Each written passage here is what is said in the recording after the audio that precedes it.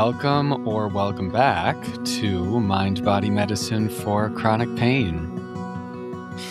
All right, chronic pain healing is not just all about expressing emotions. Expressing emotions is an important part of healing chronic pain, but it's not the only part. Healing pain is about feeling safe with your emotions, and it's about feeling safe with your true self. And of course, also about feeling safe with sensations in your body, including pain and symptoms. Anyone who listens to this podcast knows, how do you heal from chronic pain, right? There are three parts to healing. First, the psychological work, teaching your brain and your nervous system that it's safe to feel sensations, including pain and including symptoms in your body. That's part one, the psychological work. Part two, the emotional work, teaching your brain and your nervous system that it's safe to feel your emotions. And part three, patiently attuning to your true self, teaching your brain and your nervous system that it is safe to be you. Now, of course, if you're new to this, that goes against the what? Healing chronic pain. The only way to heal chronic pain is to get surgery on the part of your body that's hurting, or to see the chiropractor so the chiropractor can fix the part of your body that's hurting, or to go on a diet so that, the underlying imbalances and symptoms and whatever to treat the underlying cause that's underneath the symptoms. You need to fix your nutrition, there's so many different theories. And, even those are usually not deep enough. If you have chronic pain and chronic symptoms and you've tried it all, the real issue at the root is nervous system dysregulation. The real issue at the root is that the pain and symptoms are coming from your brain and your nervous system. So that is why we do the work that we do. One, psychological work. Two, emotional work. And three, patiently attuning to your true self, because this is what actually heals chronic pain and what actually heals chronic symptoms. Why does this work? Good question. Because pain and symptoms are danger signals in the body. So our work is to turn down the sense of danger and turn up the sense of safety. That is why it's important to feel safe in your body. That is why it's important to feel safe with your emotions, which rise from your body. And that is why it's important to feel safe with your true self, which similarly rises from your body. All right. So let me say before we dive in, if this podcast provides some value to your life, great. I'm so glad. That's the purpose. And if so, I would really appreciate if you would rate and review the podcast in the app where you're listening. That would be awesome. So just to make sure that's clear, on Apple Podcasts, here's what you do. On the homepage for the podcast, you just scroll down and click some stars. It takes 1.5 seconds, maybe. It's super easy. On Spotify, if you're listening on Spotify, also super easy. At the top of the podcast homepage, you'll see a settings gear with 3 dots next to it. Click the 3 dots, you'll see rate the podcast, and right there, you can give it some stars. This also takes, again, maybe 1.5 seconds. So you can take 1.5 seconds right now, and you can do it right now as we're talking about it. If you listen to the podcast, I've been on a real kick to get you all to participate in this. And thank you. And thank you. Okay, also just very, very quick announcement. If you want to follow me on Instagram, I have officially changed my handle from My Gay Therapist to Mindbody Medicine for chronic pain. And as fun as My Gay Therapist was, that name was, I truly still feel kind of genius. That was amazing.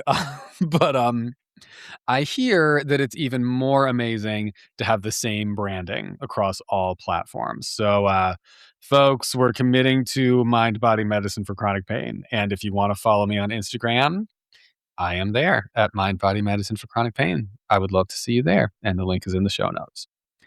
Okay, enough of the nonsense. Let's get to the real shit. How to change your negative patterns. Okay, to get you thinking about this, And to help you understand what this looks like, I'm going to give an example of a pattern that needed, and in some ways still kind of needs to change in my life. Okay. How to change your patterns. All right. We're going to do just a quick in 3 steps how to change your patterns. Step 1, awareness. Step 1 is awareness, awareness, awareness of the patterns that aren't serving you. This is hard. Awareness of the patterns that keep your emotions repressed and that keep your true self repressed. Awareness of those patterns is hard because much of this happens for you automatically, just like it happens for me automatically. It happens below the level of full consciousness. And we're so used to our patterns that we don't even notice they're happening. A lot of these patterns we learned very young. So we're used to them. We do not notice that they're happening. So step 1, awareness of the patterns that are not serving you. This is hard. It's hard, but you can do it. And this talk today is gonna help you. Step 2, recognizing a new pattern that will serve you better. This is hard as well. Because again, you're so used to your old patterns. You're so used to repressing your emotions and repressing who you really are and keeping your true self down. You're so used to that. So recognizing a new pattern that will allow you to really express yourself and express what you really feel, that's hard too. But again, you can do it. All right. So step 1, awareness of the patterns that aren't serving you. Step 2, recognizing a new pattern that will serve you better. And step 3, trying on the new pattern, practicing the new pattern. This is also hard, but you're getting the reps in. You're stepping into feeling and stepping into being your true self. And you're stepping away from repressing your emotions and stepping away from repressing your true self. Those are the patterns that we are working on building in your life. Why? Because the less that you fear your emotions and the less that you fear your true self, and the more you express your emotions and express your true self, the more safe your whole body is going to feel and the less in danger your whole body is going to feel. And that, my friends, as you know, is how you heal chronic pain and symptoms. All right. So we will get into my example. My example is believing myself. I have a pattern of not believing myself. And I am very much in the process of changing that pattern, but that is an old pattern for me. Not believing myself is the old pattern.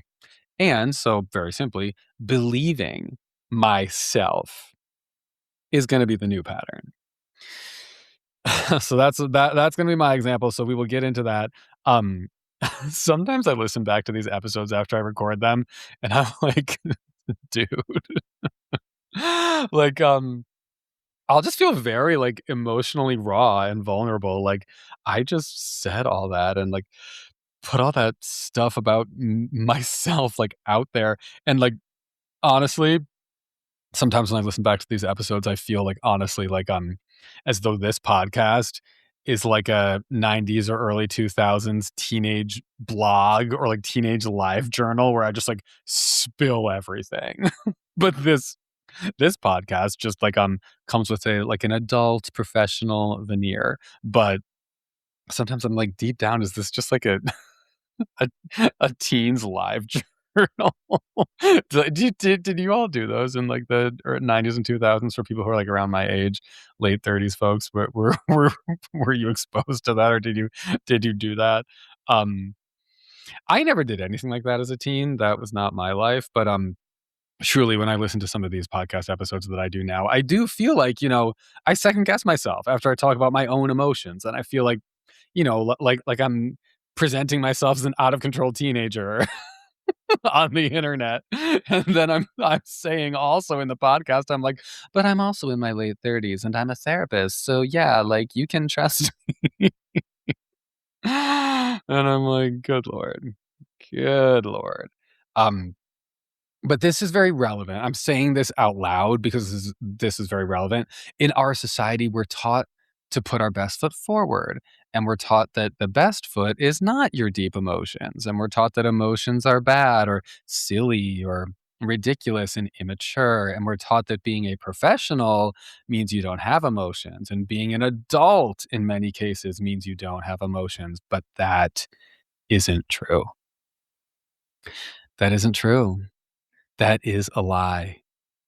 Emotions are emotions, whether they're coming out of a teen on the internet or whether they're coming out of me on this podcast or whether they're coming out of you, wherever you are. Emotions are emotions. And yes, it does make me feel a little like raw and a little out there for sharing some of the stories I share from my own life. But hey, hey, I have made this choice to do this. And this is the kind of thing I encourage my clients to do like all day, every day. I encourage emotional vulnerability, as does everybody else who professionally works in the field that I work in, with healing chronic pain using emotional and psychological modalities. So like I'm modeling that myself, albeit in a public forum where I don't share everything. Of course, this podcast is not my therapy session or my journaling session, and I don't share everything. And I would encourage you to go deeper with yourself in your life, like in your personal journaling, in your personal reflection, in your personal therapy. I would encourage you to go deeper with yourself than I go with you on this podcast. That said, I am modeling doing this myself and sharing my emotions, and it feels raw. But you know, that's probably how it feels for you too, when you allow yourself to feel your emotions too. So here we are, a little raw and a little out there, me and you both. Here we are. No matter how raw and vulnerable your emotions feel, we're teaching our brains and our nervous systems that it is safe to have emotions. That's what we're doing. That is what we're doing. So, okay, my pattern of not believing myself. I have a pattern of not believing myself and like really looking for others to validate my opinions and not just believing myself. Now, is it nice to have validation from others? Yes, of course it is. Is it nice to get other people's opinions and see if they match your own? Yes, of course that is great too. All of that is great. But is it okay to not believe yourself? No. It is important to believe your own opinions as well. It is important to believe yourself. So, okay, this is an example of a pattern that needed, and like I said, in many ways, it still needs to change in my life. And as always, as I'm going through my example, my invitation is think about you. Think about you. What patterns need to change in your life for you to more fully feel your emotions and for you to more fully be yourself? Okay. Patterns are patterns. So they will show up in multiple ways and multiple iterations in your life. So I'm going to talk about 2 ways that not believing myself has shown up in my life so that you can really like get what this is all about. First, here's example number 1. Example number 1. It seems like such a little one, but it's an important one. It's one tiny example of a major pattern in my life, not believing myself, and that pattern does not serve me. Okay. So I'm going to take you back to when I was in graduate school, getting my master's degree in social work. I was 24 and 25. It's a 2-year program. So you're taking classes the whole way through. I was an intern as a caseworker my first year, and then an intern as a therapist my second year. So in those years, I remember very, very viscerally, many times at night before I would go to bed, I would close the curtains at my bedroom window. And I mean, at this time, when I say bedroom window, I was like back in St. Paul, in Merriam Park, in my old childhood room. I had I wouldn't say no money. I had very little money of my own, living in the red financially, spending tens of thousands on school while working as a busser/host at a restaurant. So negative cash flow. When I say my bedroom window, I mean my childhood bedroom window. I was sleeping in my childhood bedroom. I was 24 and 25 years old. Super glamorous. Awesome. I recommend it to everyone. Oh, just gotta okay, so paint that picture. So, at night, I would go to close the curtain before turning out the light and getting into bed. And, so when the light is on inside and it's dark outside, you know how, like, you can, like, barely see anything outside at all? You know how that looks, right? Um And my childhood bedroom window looked out into our next door neighbor's backyard, and the neighbor's house was the corner house. So their backyard opened out onto the side street. So, like, from my window, you could see, like, a few streetlights on the side street, but it was mostly obscured in darkness. Many, many, many, many nights at that time when I would go up to the window to close the curtains at night, I would get these viscerally intense, intrusive thoughts. But, like, thoughts is almost like, I mean, it was like experiential thoughts. Like, it was as though it was happening. I would get these thoughts as though someone was shooting a gun from the shadows on the side street outside into my room. And like, into me, like, into my body. I would get that, like, visceral, physical, intrusive thought, like, regularly. And I'd always be like, "That is such a crazy thought." Like, stop thinking that. Um, and it wasn't, like, hugely distressing or anything because I was like, "Sean, you're not getting shot at, so, like, relax." It was a weird thought, but, like, that was kinda it. Okay. And then, since I was in school to be a therapist, at some point in school, we're learning about diagnosing mental disorders. And we learned that intrusive thoughts are a hallmark of OCD, obsessive compulsive disorder. Now, I have always teetered on the edge with OCD. Like, I'm pretty OCD in my tendencies. Like, I don't have it, like, severe enough to cause, like, a clinically significant impairment, I would say. Um, but, like, I have tendencies. Like, I definitely have OCD tendencies. Um, so now I know that OCD is the direction my brain goes in when I'm not doing well. And when I found out about TMS and learned that OCD functions just like any other TMS symptom imperative, I was like, "Oh my god, of course, of course, of course." Because, in my life, it follows the exact same pattern as chronic pain. Like, it's a OCD behaviors and thoughts, or it's distraction from real emotions, a distraction from living my real life, and the more you give into the thoughts and the patterns, the worse it gets. The more you don't feed it, and the more you just don't worry about it, and the more you don't take it seriously and just, like, move on, the more you feel safe with it, the more it just goes away and leaves you alone. That has definitely been my experience. But, I did not know that at the time. I did not know that. Okay, so I was taking this class, I'm age 24, 25, just learning how to identify and diagnose mental disorders. And I was like, "Oh my god. Oh my god. These intrusive thoughts about getting shot at in my bedroom through the window that I didn't really think much of, these thoughts are obsessive compulsive disorder." Okay? So now I'm like, I have obsessive compulsive disorder. So I started, like, kind of freaking out. I'm like, "Oh my god, we're learning about all these disorders, and, like, I have OCD. This is not good."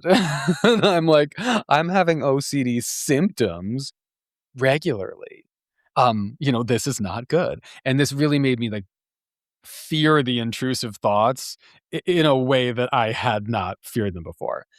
So when I would have them, suddenly I would feel, like, guilty and bad about myself for having these thoughts because, like, suddenly this was a hallmark of my mental illness, and I'm in training to be a therapist, and I should, have a handle on this shit, and it turns out, am mentally ill.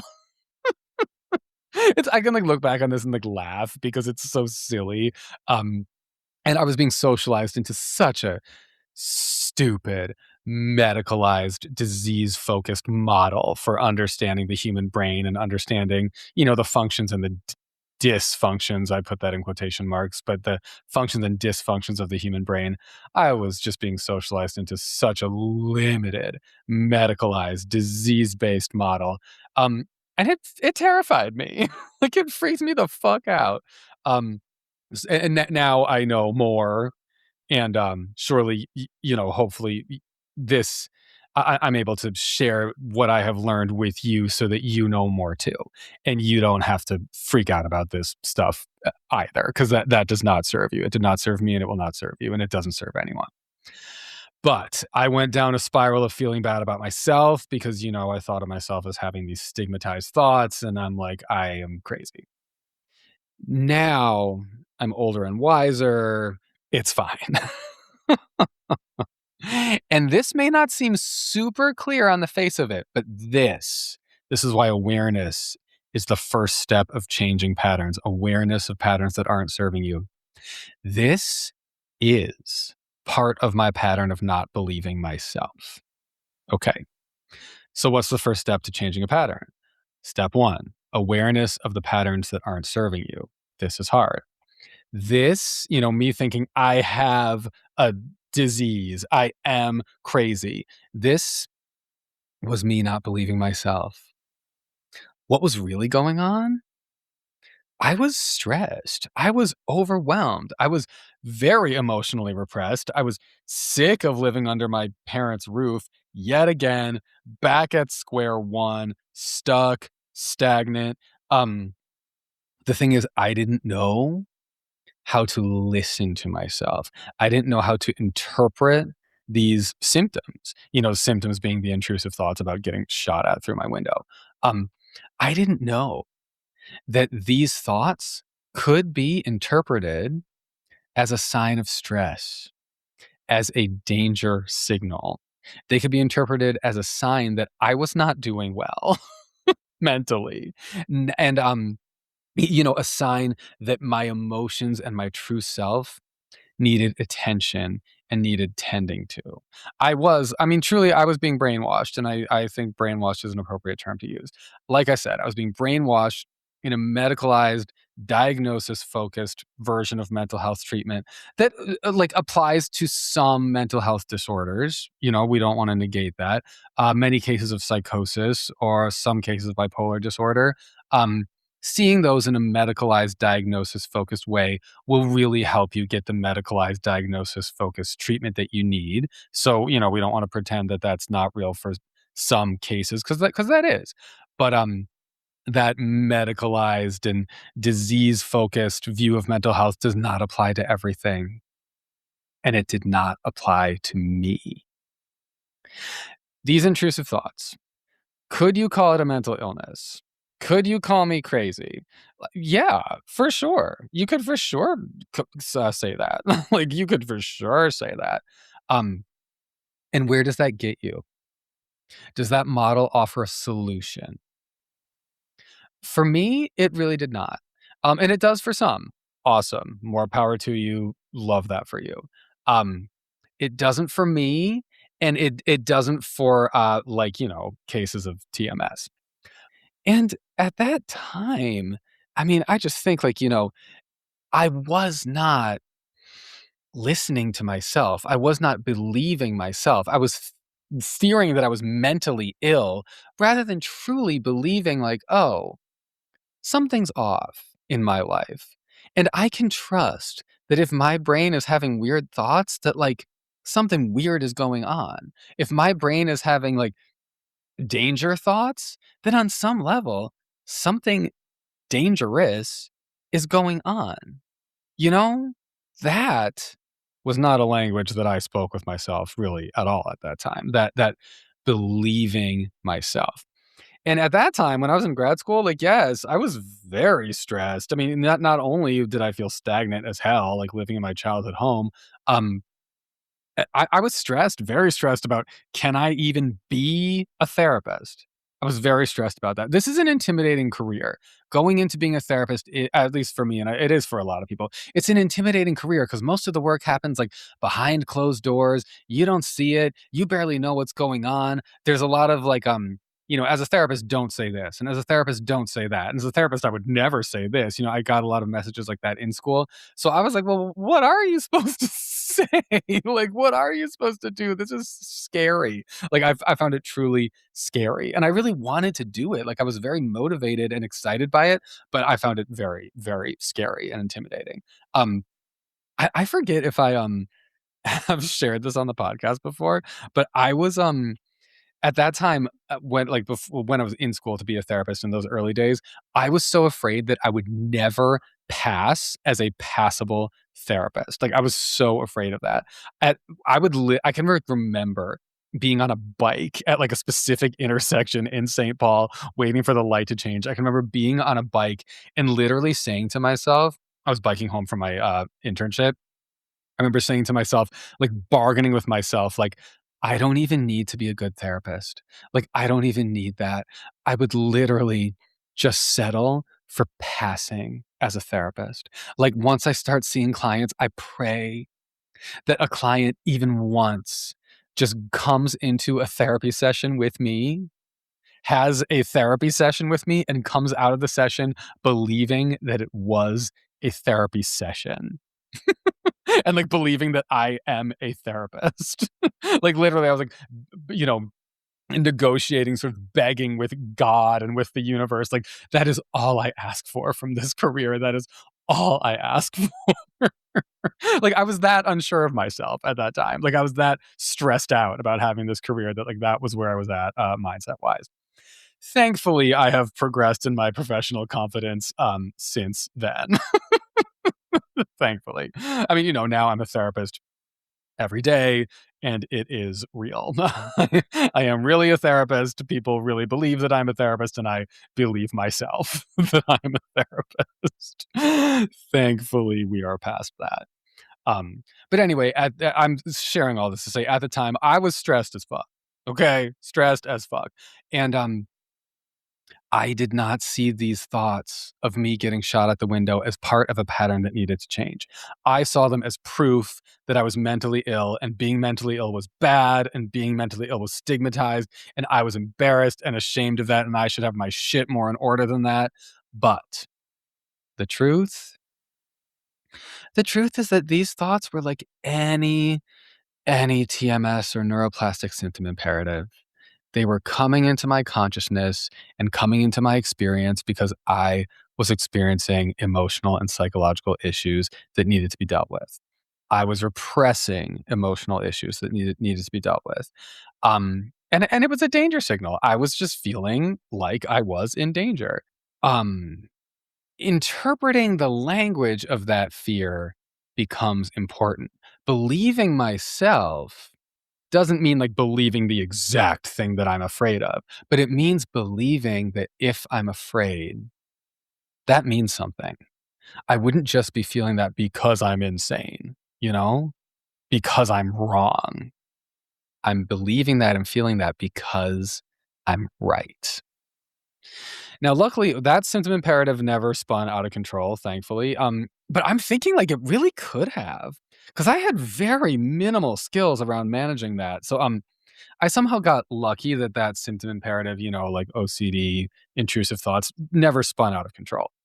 I think also at that time, I was in the thick of it with the IBS symptom imperative. So, like, my mind was preoccupied. I didn't really, I don't know, sort of like require another symptom imperative at that time. But yeah, luckily, even though I had very low skills around that symptom imperative never spiraled. But it was there. Um, and so I needed to move into a new pattern with that. And the new pattern is I take myself seriously. I believe myself and I believe these feelings. I'm having these thoughts because I can trust and believe myself that something's not right. So, what is it? What is not right? And that launches a line of inquiry that's actually productive, questioning what is not right. you see how that launches a line of inquiry that is actually truly productive, rather than just being in a spiral of panic and thinking there's something wrong with you. Okay. So, how do you change your patterns? One, awareness of the patterns that aren't serving you. And that can take time. Like in this example, really, I would say that took years. Like for me in this example, that took years. Okay. So one, awareness. Two, recognizing a new pattern that will serve you better. Again, years. It took me years to get that awareness, and it took years to understand that, like, this is the pattern of not believing myself. Like this is hard. This stuff is hard. Step 3, trying on the new pattern, practicing the new pattern. This is also hard, but we're getting the reps in, stepping into this. Like we're getting the reps in, practicing. Like for me, practicing believing myself, taking myself seriously, taking my thoughts, taking my feelings seriously, taking my intrusive thoughts, don't stress about that in this example, but taking the feeling beneath it seriously, trusting that, trusting myself, believing myself, getting the reps in, getting the reps in. All right. So 1, 2, and 3, how to change a pattern. All right. So that's example 1 of the way that this pattern of not believing myself has played out in my life. Done. Check. All right. Do you relate to that? Do you relate to example 1? Maybe you do. Maybe you see something like that in your life. Maybe you see something different, but like what do you see in your life? That's my question to you. What do you see in your life? Okay. Example 2. Example 2, same pattern, believing myself. Second example. This one's different. This is a interpersonal situation. So the pattern comes out differently, but it is a pattern. So it's there in many parts of your life in many different ways. You'll see as I get into example 2 how it's the same pattern manifesting in a different way. Hopefully this is helpful for you to look at the different ways your patterns show up and manifest for you. All right. So, example 2, so I was dating this guy. This is like a fun, like sort of juicy example. You're gonna like this one. So I was dating this guy. This was a while back. And so this guy I was dating, he was very cute, like very attractive, fun, very fun. Like I'm honestly a little bit of a stick in the mud. Like I have my same old routine, then I do the same old thing all the time. But this guy who I was dating, he was fun. Like he had all these ideas of like random creative stuff to do around the city, and like he was fun. And he and I laughed a lot when we were together, and I really love that. Like he was funny. And we really like saw each other in that way. Like we could really joke around together, and that feels good. But the emotional maturity with this guy, I mean, we didn't date for that long. This is kind of a brief thing. Because I'm breaking the pattern.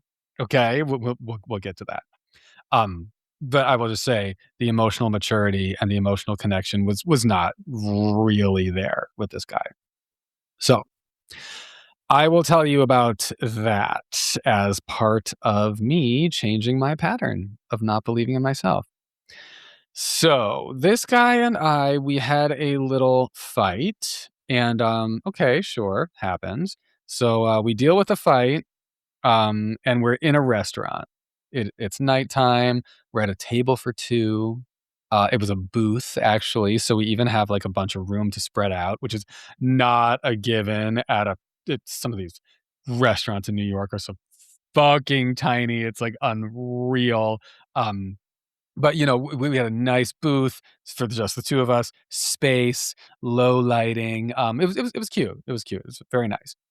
And honestly, we kind of resolved the fight, like to the best of our ability. So then he and I were sitting at the table in the restaurant, kind of like unguarded and exposed, like in the aftermath of like getting into this conflict. But and honestly, we had a productive enough conversation that like ended the fight. So as we're trying to move on, I mean, I'm sure on a subconscious level, I was sort of like testing him 'cause, okay, here's what happened next. He was talking about his family of origin, because he had just gone to visit his family, and he had a sort of toxic family, and the last trip he'd gone on with his family, he'd actually had to cut, short and leave early because he was so, frustrated with them, and they were driving him insane.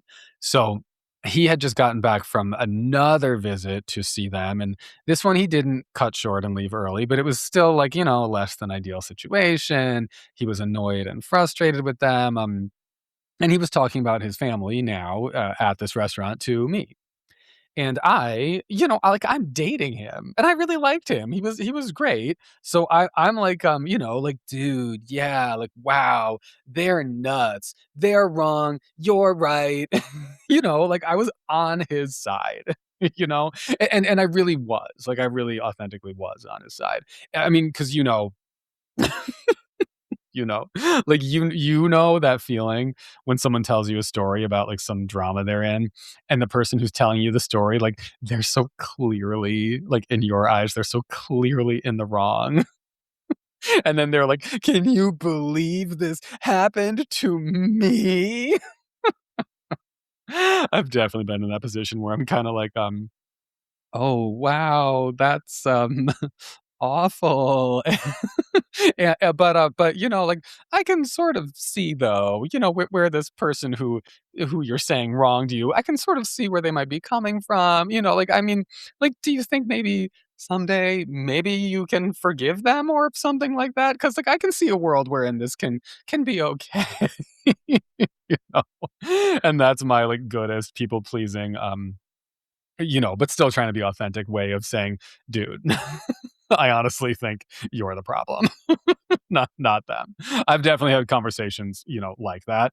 This conversation with this guy I was dating, we're sitting at the table together talking about his family. This was not that. This I was like, yeah, the way he was talking about his family sounded pretty fucked. So I was like, I'm sorry your family is fucked. That must have been really stressful for you to have to like deal with all this during your trip. Like, damn, that's a lot. Like, and I was saying all that in a very genuine way.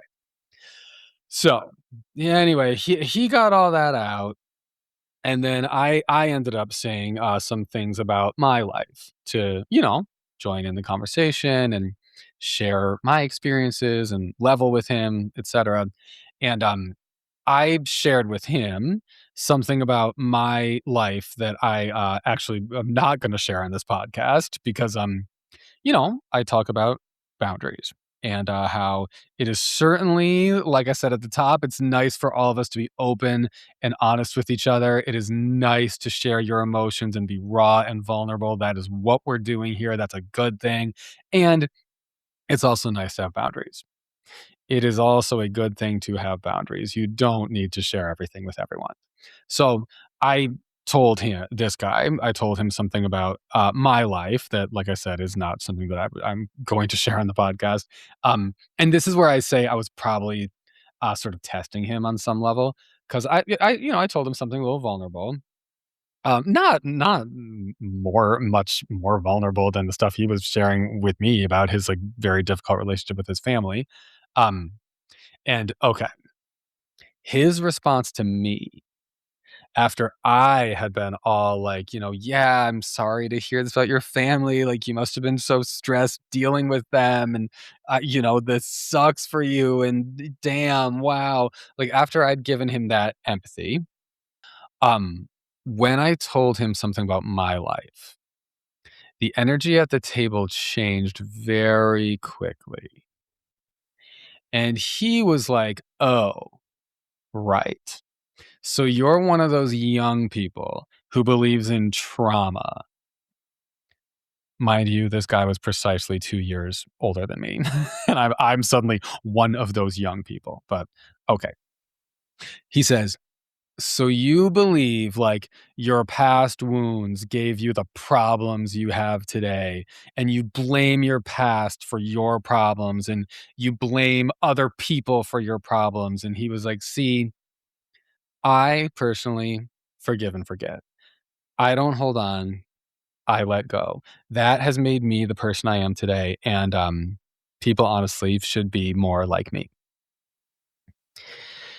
And I was like, "Fuck."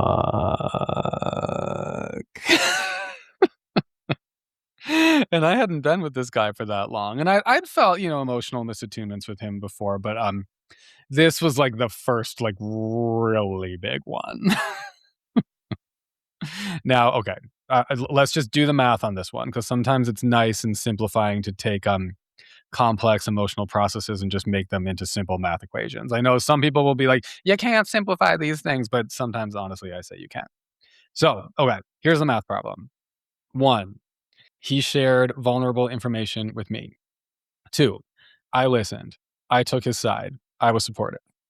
3, I shared vulnerable information with him. 4, he did not empathize. He positioned himself as above me. He positioned me as younger than him. He did not take my side, and he invalidated my perspective. 5, I felt small and I felt defensive. That's the math problem. And, yes, problem is the right word to use because this felt like a big problem. But let me let you in on my mental process. The first thing, really, like, really, truly, I was in that restaurant sitting at that table. The first thing that happened in my brain is that I was questioning, like, everything I know about this. That is how strong other people's opinions can feel when your personal unhelpful pattern is not believing yourself.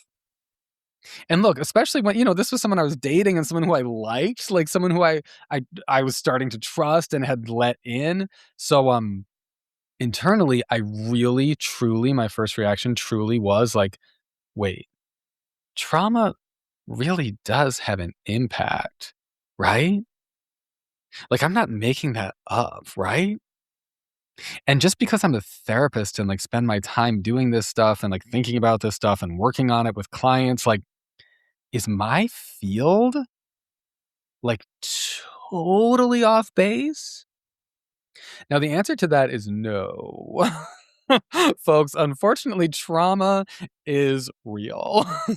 The impact of your past on your present is real. For better or for worse, that is, of course, real. But in this moment, at this restaurant, in this low lit booth with this very cute guy who was so easy to laugh with and joke around with, I was legitimately questioning all that. So that's the first thing that was going through my mind. That is the pattern. Second, second thing that was going through my mind is I was trying to prove myself and trying to like fight back. So I ended up saying to myself, like internally, I was like, I need to prove to him that my perspective is right. Otherwise, my perspective will be wrong. Like I have to prove to him that this is right. Otherwise, I'm wrong. Again, see the pattern of me not believing myself. So I paused and he waited and I sort of got my thoughts together. And what I ended up saying was something along the lines of like, here's the thing. I go through my life often questioning myself and often questioning my worth and like sometimes feeling like I'm not a legitimate human being and feeling like second rate and not feeling the self-confidence that I really feel like I could feel. And it's helpful for me to know that, like those negative thoughts and beliefs about myself come to my mind. Um, it's helpful to know that they come to my mind like because of stuff that I've gone through in the past. And knowing that helps me take those negative thoughts way less seriously. And it helps me just like put that stuff in the background and move forward. So after I said whatever version of that came out of my mouth, I was like, good job, Sean. You just, made yourself vulnerable, made your point, and now he's gonna have no choice but to believe you. Like he's going to have to say like, I see, I see. Or even better, I'm giving him the opportunity to be like, oh, like, "I'm sorry you feel that way about yourself," or like, "Of course you're a legitimate human being," or, something, empathetic and supportive would have been nice, and I feel like I made it really, easy. I made a very easy on-ramp for him to say something empathetic and supportive to me. But, how did he respond to that? He responded by taking a little pause, sort of letting it settle, and then this is seared into my memory. The next words out of his mouth were, "Let me just play devil's advocate." And then he launched into a whole thing. Whew. You know, when you make yourself vulnerable to someone and say something like, about yourself, and the person has the opportunity to say, like, "I feel for you," or "Thanks for sharing that," or "I'm sorry," or even "Me too," or "I know the feeling." But instead, they just shit all over you, make you feel really small and pathetic, and they use your self-disclosure to put you down. Well, yes, folks, but I am proud to say that was the last conversation that this guy and I ever had. In person, at least. We did, a little text back and forth, afterwards in the aftermath and those texts basically made it clear that it was over, and then it was over. But I walked home from that restaurant that night, and I could have taken the subway, but I walked, and it was a long walk. It was over an hour, but I needed to process what had just happened, and, I was really in my pattern when I was on that walk. So I was questioning myself. Remember, awareness, awareness, awareness. The first step to changing a pattern, having awareness of the patterns that don't serve you. So this is the pattern I'm talking about, not believing myself. While I was on that walk, really entertained as I had entertained at the table, sitting across from him. I could have stayed with, like, he's right. I'm wrong. What do I know? What do I know about trauma? I must actually be wrong. I must actually be more clueless about trauma than your average person because I'm in the mental health field. And so we're all like softy idiots who take this shit too seriously. And like, what do we know? Right? I could have stayed in that thought process. And saying this out loud right now, it sounds so nuts that I dabbled in that thought process that night, but I dabbled in that. I really did.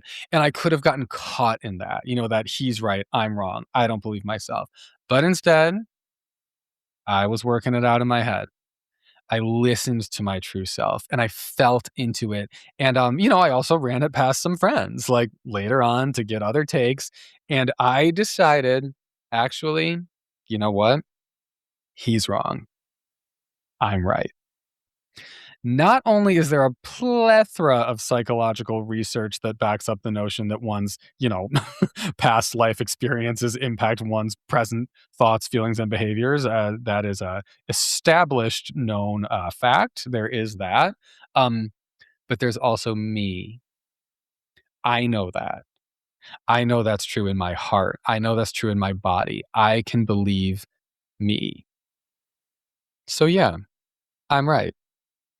And he's not there yet. You know? This guy was not there yet.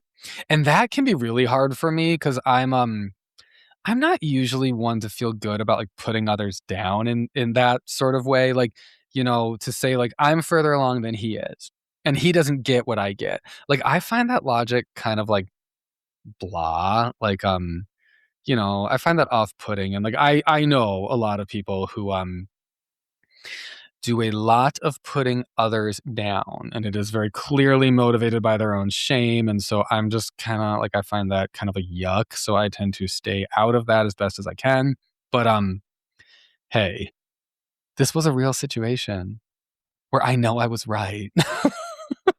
Like, to believe that trauma is real and has an impact on people. Um, I know I'm right. And I know he's wrong.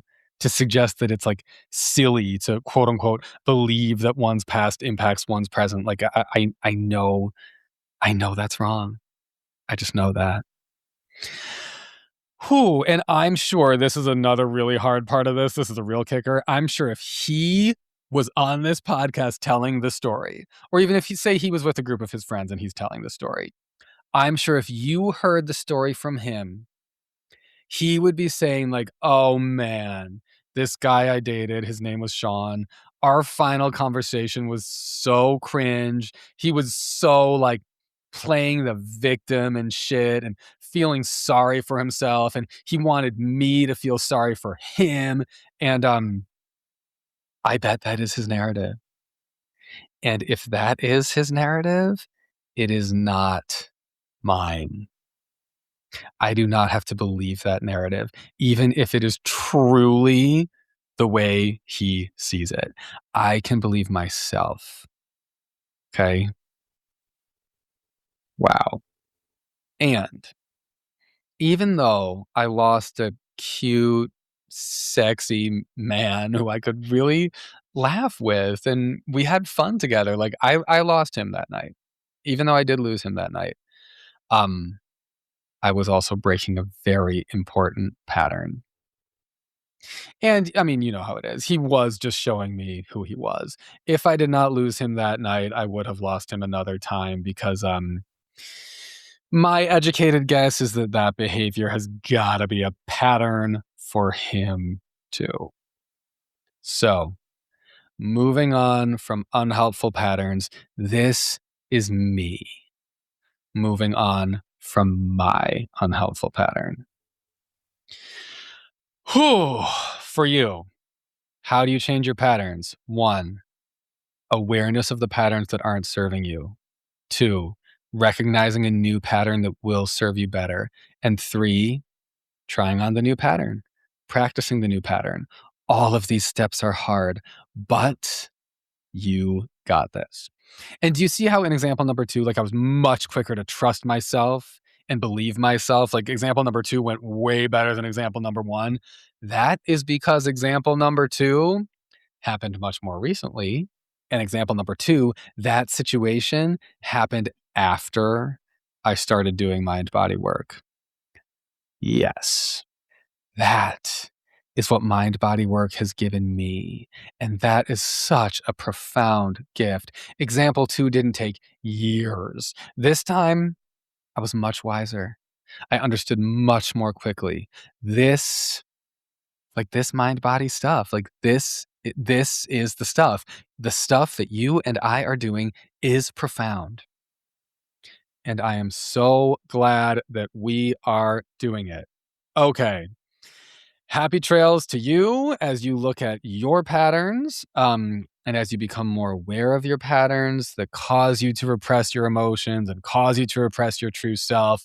And then as you recognize healthier patterns that actually allow you to be you and express your emotions, and then as you practice, as you get the reps in, and as you make these new patterns real in your life, happy trails to you as you change your patterns.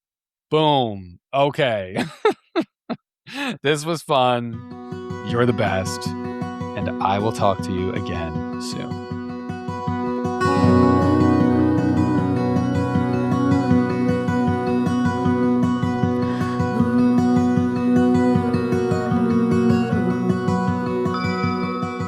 If you're looking for a therapist, you found one.